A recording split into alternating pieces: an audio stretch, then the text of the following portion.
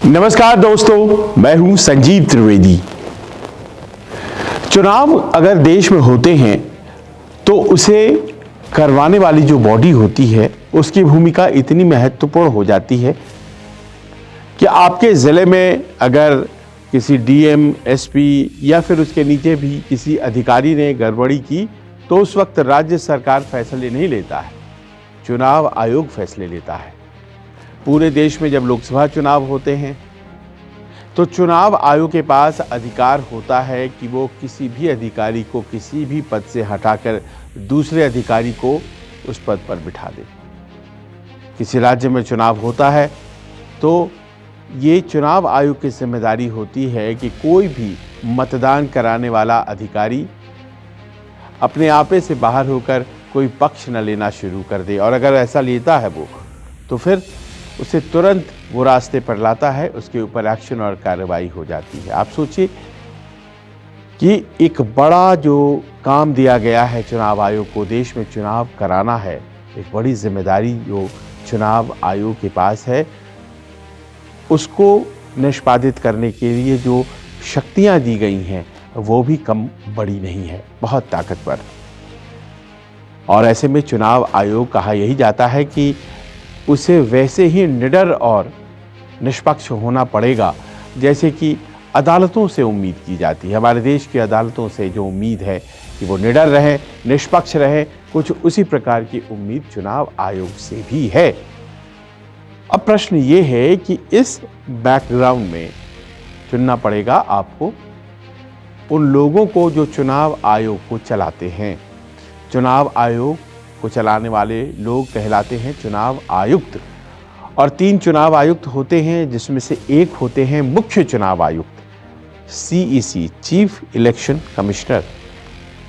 और chief election commissioner जो कि सबसे बड़े अधिकारी होते हैं और जिनकी शक्तियां असीम होती हैं। इन्हीं चीफ इलेक्शन कमिश्नर के ऊपर पूरे देश के लोकतंत्र का दारोमदार एक तरह से होता है, क्योंकि अगर चुनावी प्रक्रिया करप्ट हो जाती है तो फिर लोकतंत्र करप्ट हो जाएगा। चयन सही नेताओं का हो, जिनके समर्थक ज़्यादा हैं वैसे लोगों का हो, कोई ऐसा काम न हो चुनावी प्रोसेस के दौरान में जो कि किसी को एडवांटेज देता हो। ये तमाम चीज़ें इन्हें देखना है चुनाव आयुक्त लेड बाय मुख्य चुनाव आयुक्त यानी कि चीफ इलेक्शन कमिश्नर। मौजूदा chief election commissioner Rajeev Kumar अपने पद पर 2.5 साल रहे, कई चुनाव कराए और इनका कार्यकाल विवादों से भरा रहा। इसमें कहीं कोई शक नहीं कि बहुत ही ज़्यादा हमले उनके ऊपर हुए, वो चाहे ईवीएम के सवाल पर हो, प्रक्रिया विशेष को लेकर हो, इस बात को लेकर हो कि भाई विपक्ष के नेता कुछ कहते हैं तो आप तुरंत उनके ऊपर एक्शन ले लेते हैं, सरकार वाले कुछ कहते हैं तो आप आंख मूंद लेते हैं। जो टाइमिंग होती है इलेक्शन की वो आप ऐसे तय करते हैं जैसे कि वो सरकार को सूट करे, विपक्ष को सूट ना करे। ये तमाम आरोप वो झेलते रहे, बीच बीच में प्रेस कॉन्फ्रेंस करते थे और अपनी तरीके से शेर व शायरी में वो जवाब भी दिया करते थे।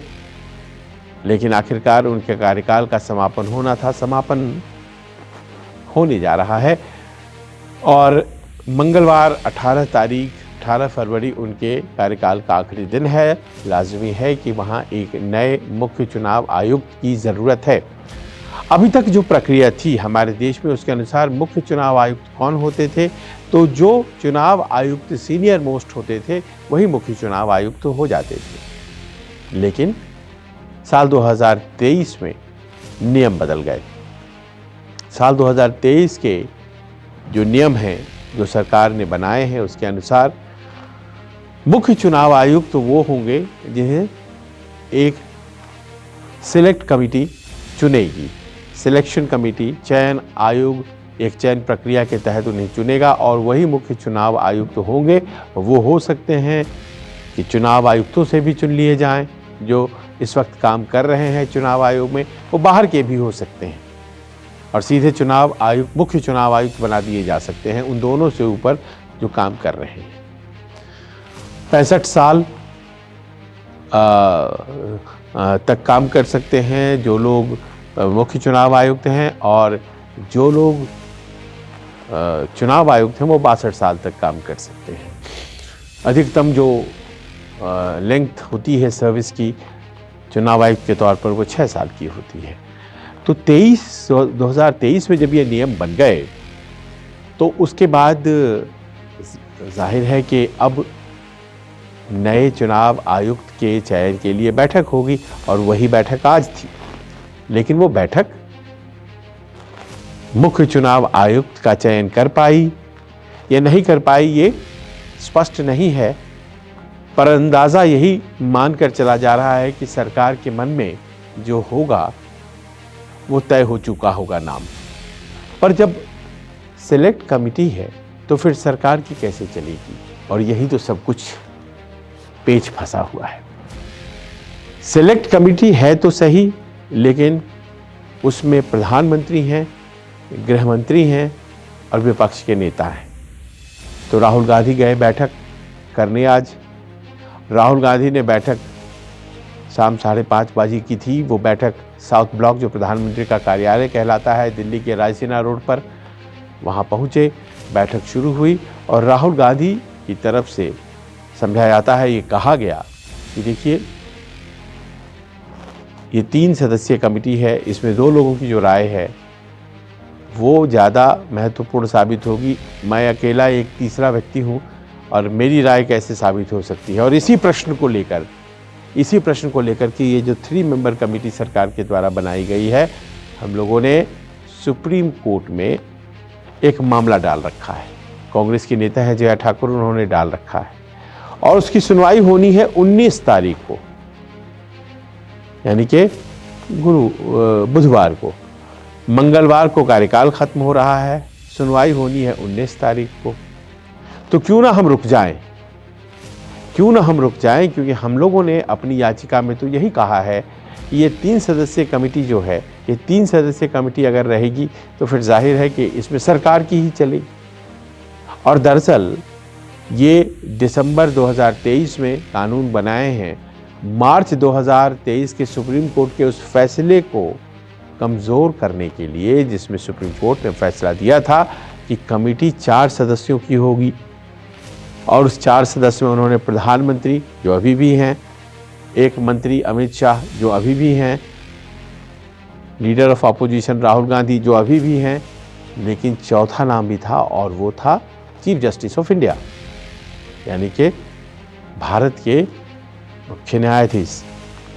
उनके नाम को 4 लोगों के नाम में शामिल कर लिया गया था। सुप्रीम कोर्ट का ये फैसला था, यानी कि यही 4 लोग मिलकर के चुनाव आयुक्त और मुख्य चुनाव आयुक्त चुना करेंगे।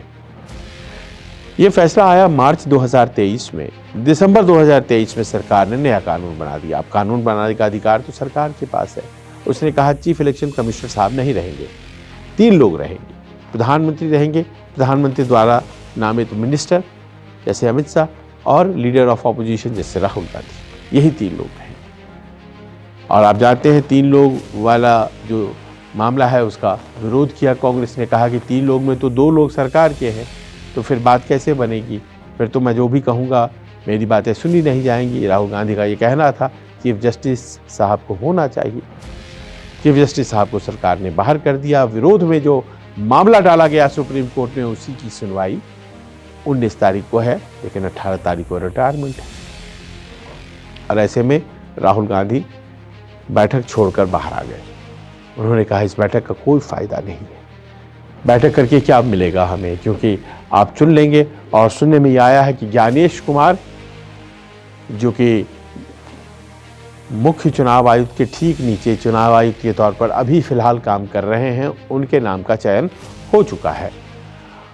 ज्ञानेश कुमार IAS अधिकारी हैं, केरल काडर के, रहने वाले उत्तर प्रदेश के हैं और पूर्व में सरकार के साथ उन्होंने बड़े बड़े मामलों में काम किया है, जैसे कि 370 की ड्राफ्टिंग उन्होंने की थी। इसके अलावा कहा जाता है कि जो राम मंदिर का मामला था, तो जो फाइल और कागजात संभालने का ज़िम्मा था सरकार ने इन्हें ही दे रखा था, जो अदालतों में लड़ाई होती थी तो उसके लिए। तो ऐसे बड़े बड़े काम, 3 तलाक से जुड़े मामले को ड्राफ्ट करने के लिए कानून को, उनकी सेवाएं ली गई थी, उन्होंने खूब मेहनत किया था। तो ऐसे व्यक्ति जो कि सरकार के साथ काम कर चुके हैं, ऐसे व्यक्ति जिनको सरकार ने चुन करके अपॉइंट किया था साल 2024 में चुनाव आयुक्त के तौर पर, वही बनने जा रहे हैं मुख्य चुनाव आयुक्त। और कांग्रेस को ये लगता है कि ये तो बड़े करीबी हैं सरकार के, और इतने करीबी हैं तो फिर चुनाव आयुक्त से शिकायत जो होती है वो तो रहेगी ही। आने वाले दिनों में बिहार में चुनाव हैं, बिहार के बाद पश्चिम बंगाल में चुनाव हैं, उसके बाद असम में चुनाव हैं, उसके बाद तमिलनाडु में चुनाव है, और ये साल 2026 में ही सारे चुनाव होने हैं। फिर 2027 में उत्तर प्रदेश का चुनाव है। तो इतने बड़े बड़े चुनाव अगर हैं तो फिर सरकार के हिसाब के नहीं होने चाहिए चुनाव आयुक्त। और यही कहकर राहुल गांधी बाहर आ गए। क्या प्रधानमंत्री और गृह मंत्री ने आपस में तय कर लिया कि अब चले गए हैं, लेकिन चूँकि ये बैठक बुलाई गई थी, आहूति की गई थी चुनाव आयुक्त को तय करने के लिए, तो क्या तय कर लिया गया? क्या ज्ञानेश कुमार का नाम फाइनल हो गया? कल तक पता चलेगा, क्योंकि कल यानी कि मंगलवार तक इस बात की संभावना है कि घोषणा हो जाए। सुप्रीम कोर्ट में ये मामला 12 तारीख को लगा हुआ था, बीत गया जो 12 फरवरी, उस दिन इसकी सुनवाई नहीं हो सकी, मामला टल गया। अदालत में प्रशांत भूषण जो केस लड़ रहे हैं वो गए और उन्होंने कहा कि 17 को तो बैठक होनी है, तो फिर 12 तो निकल गया।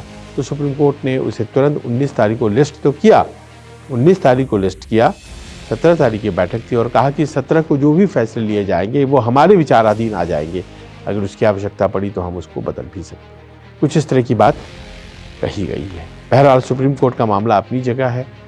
वस्तुतः सवाल यहाँ पर ये है कि ये जो दलील दी गई है विपक्ष की तरफ से कि आप चुनाव आयुक्तों की जो सिलेक्शन होती है उसमें अगर सरकार के नुमाइंदे ही ज़्यादा रहेंगे कमेटी में, तो फिर सरकार के लोग ही चुने जाएंगे, तो फिर वो सरकार की मदद करेंगे, ये एक एप्रीहेंशन है। ऐसा अगर होता है, मान लीजिए इस तरह की बातें अगर होती हैं, तो फिर जाहिर है कि यहाँ पर एक एज मिल जाता है, एक सरकार को बेनिफिट मिल जाता है। पर सत्ता पक्ष क्या कहता है, ये भी महत्वपूर्ण हो जाता है। सत्ता पक्ष कहता है कि आज की तारीख में हम एक कॉलेजियम की बात कर रहे हैं, एक सिलेक्शन कमेटी की बात कर रहे हैं। ये सिलेक्शन कमेटी कांग्रेस के दौर में कब था? क्या कभी कोई सिलेक्शन कमेटी से चुनाव आयुक्त चुने जाते थे? या फिर प्रधानमंत्री ने जिसका नाम चाहा रेकमेंड किया, प्रेसिडेंट उसे बना दिया करती थी? यकीनन यही होता था पहले के दौर में, कांग्रेस के दौर में ख़ास तौर पे अमूमन यही हुआ कि जिसका नाम सिलेक्ट कर लिया गया वो बन गया। ये अलग बात है कि उसी सिलेक्शन के प्रोसेस में कुछ लोग आए जिन्होंने अपना नाम कमा लिया मुख्य चुनाव आयुक्त के तौर पर, विभिन्न सरकारों के द्वारा अपॉइंट हुए, चाहे वो TN शेषन हो, KN राव हो। इन लोगों ने अपना नाम कमाया देश में तरीके से चुनाव करवाने के क्रम में। लेकिन ज़्यादातर चुनाव आयुक्तों पर ये आरोप लगता रहा है कि वो सरकार के पक्ष में है, क्योंकि नियुक्ति उनकी सरकार कर देती है। अब ऐसे में ये देखना बड़ा दिलचस्प होगा कि सरकार रुकती है, 19 तारीख का इंतज़ार करती है, या फिर वो अपने तरीके से किसी चुनाव आयुक्त का नाम मंगलवार यानी कि 18 तारीख को फाइनल कर देती है, क्योंकि 18 तारीख को राजीव कुमार रिटायर हो रहे हैं। आपको क्या लगता है, कैसे चुनाव होना चाहिए चुनाव आयुक्त का, और सुप्रीम कोर्ट ने जो फैसला दिया है उसे लागू होना चाहिए, या फिर आप समझते हैं कि ये सरकार का दायित्व है और 3 मेंबर कमेटी ही उचित है?